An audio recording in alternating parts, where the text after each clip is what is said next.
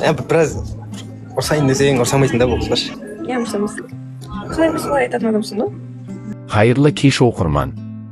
Айгүл мен Шерханның таныстығы қалай өтуде дейсіздер ме? Олар кездесуді қойып, тек қана стримде көрсетінін көрдік. Шерханның қызығы таусылды ма, әлде уақыты болмай жүр ме? Айгүл де TikTok стримнен шықпай, сол жерде отырады. Ал Шерхан болса бір отыратын жерлерде жүретіні анық. Қызға уақыт таба алмай, достарымен қыдырыстап жүр.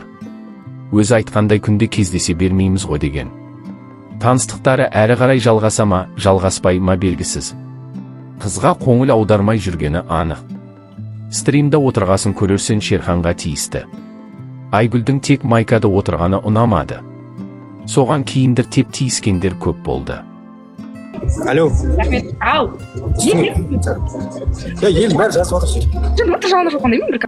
Көпке дейін Айгүл қойш деп, соңында үстіне бір іліп алғаны бар енді. Жігіттің қызға сөзі өтпей жүрме. Қалай ойлайсыздар? Бота болса шындықты айтамын ба, әлде айтпаймын ба деп ойланып жүр.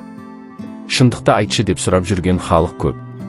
Айтайын десе, анасы үндемей отыр деп отырған екен. Сабақты ине сәтімен деп. Сіздер қалай ойлайсыздар? Бәрін айтып шығарып тастағаны дұрыс па? Әлде анасы айтқандай үгдемегені дұрыс па? Шерхан мен Айгүл екеуі Ботаның тақырыбын қайта-қайта қозғауда. Енді Бота келе ме, келмей ме алда көре жатармыз.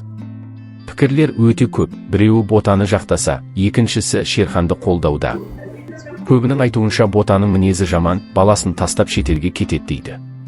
Ал Шерханды болса жұмыс істемейді, әйелін баласымен тастап кеткеніне қарайлайды. Сіз кімді қолдайсыз? Ал менің парақшамдағы пікірлерге көшсек. Ботаның шындығы болса діңкісін әкелсін жүкті болып барып жігітті қорғылды. Той істеді, 5 миллион қалым берді, соларды қайтару керек. Себебі қалың мал тек пәк қыздарға беріледі. Шерхан Ботаға үйленген кезде соқыр болды, ол қыздың минустарын көрмей. Енді бақытты болсын, ақысы бар ғой бақытты болуға. Бота бетпақ қыз қадіріне жетпеді, ақ Ботаның мінезі ауыр деп бір ауыз сөзге жерден алып жерге салып жатыр. Барлық адамдар біледі ғой Ботаның мінезді қыз екенін. Келін болған соң кішкене өзгеру керек қой дейді оқырмандар.